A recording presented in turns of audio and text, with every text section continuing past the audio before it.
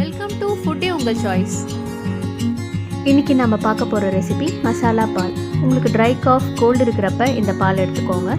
சின்ன பசங்களுக்கு weekly thrice கொடுத்தீங்கன்னா நல்ல இம்யூனிட்டி டெவலப் ஆகும். வாங்க வீடியோக்குள்ளே போகலாம்.